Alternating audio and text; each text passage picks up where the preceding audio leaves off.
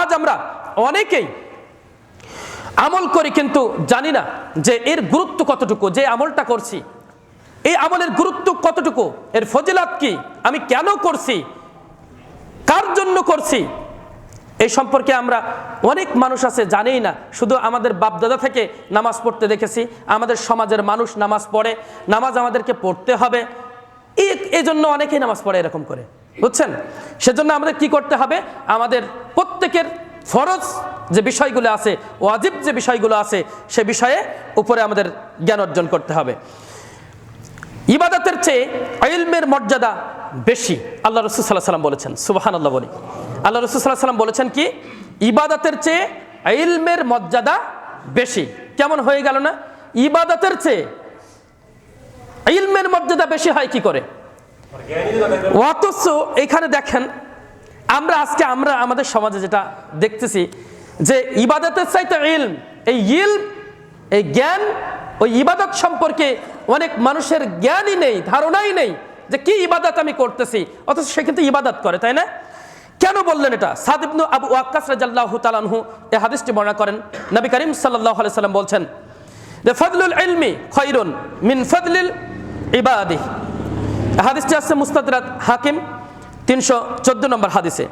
ইলমের মর্যাদা ইবাদতের মর্যাদার চাইতেও উত্তম, নবী করিম সাল্লাল্লাহু আলাইহি সাল্লাম বলেছেন। সুবহানাল্লাহি ওয়া বিহামদিহি। আবার আল্লাহর নবী সাল্লাল্লাহু আলাইহি সাল্লাম বলছেন যে ওই যে আমরা ওই হাদিসটা বারবার শুনে আসি, আবু দাউদ হাদিস নম্বর 3661 নম্বর হাদিস, যে ইন্নাল উলামা ওয়ারাসাতুল আম্বিয়া, যে আলেম নবীগণের ওয়ারিস, আলেমগণ নবীগণের ওয়ারিস।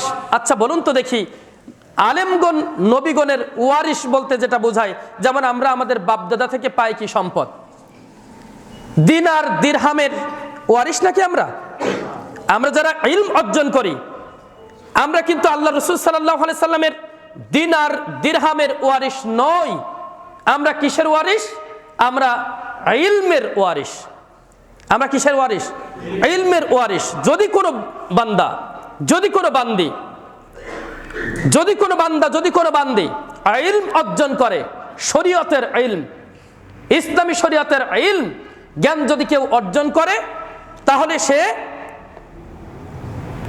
নবী সাল্লাল্লাহু আলাইহি সাল্লাম সহ যত নবী, এই নবীগণের ওয়ারিস হতে পারবে। সুবহানাল্লাহি ওয়া বিহামদিহি।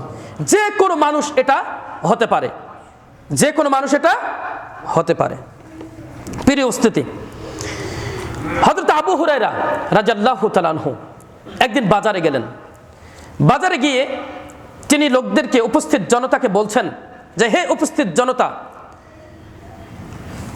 আল্লাহর নবী সাল্লাল্লাহু আলাইহি সাল্লাম মিরাস মানে সম্পদ, তার যে সম্পদ সেটা বন্টন করছেন, বিতরণ করছেন। এই কথা শুনে ওই বাজারের লোকেরা সবাই দৌড় দিল। সহিহ বুখারীর এটা হাদিস, সহিহ আত-তারগিবের ভিতরে আসছে 82 নম্বর হাদিস। বাজারের লোকেরা সবাই দৌড় দিল মসজিদে নববীতে।